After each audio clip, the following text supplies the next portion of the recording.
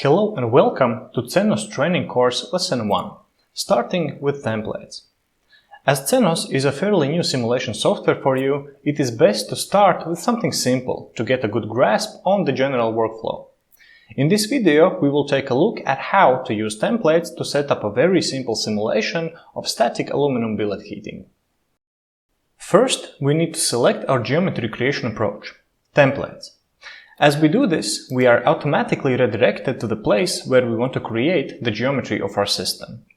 In templates, geometry is created automatically, so you only need to select the necessary shape and enter the geometrical parameters. As you can see, there is an already predefined geometry for us, so all we need to do is to change it. As we want to simulate billet heating, we need to change the shape of our template. Then we just enter the geometrical parameters as such,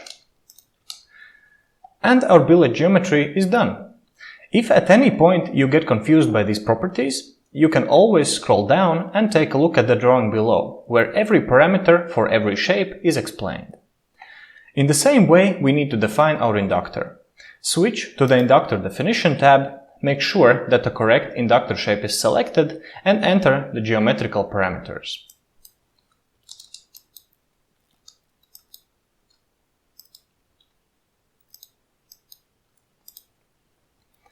Once this is done, you can take a look at your geometry here in the preview screen to see how it looks.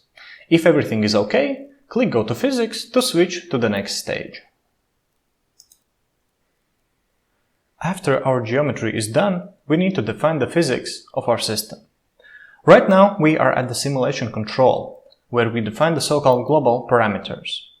Part of the physics setup is colored in gray. That means that these parts are already predefined for you, so you need to focus only on the important definitions. In the simulation control, we need to define the frequency of our power supply as well as the total process time.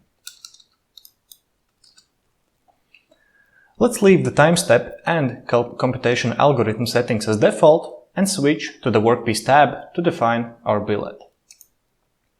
Here we need to define two things, the material of our billet and thermal losses of it. For the material, we can simply close the default and select the one we need, temperature-dependent aluminum. When we scroll down, we can see the thermal loss conditions. CENOS takes into account both convection and radiation losses. For this case, we can leave the default values as they are applicable to our process. Now we need to define our inductor, so we switch to the Inductor tab. The only thing to define here is the current applied to the inductor. You can use current value, or you can input voltage value as well. For this case, we will go with the current control. Once we have completely defined the physics, we have finished the simulation setup. As you see, the Run button has become active as well, so we can click it and calculate our simulation.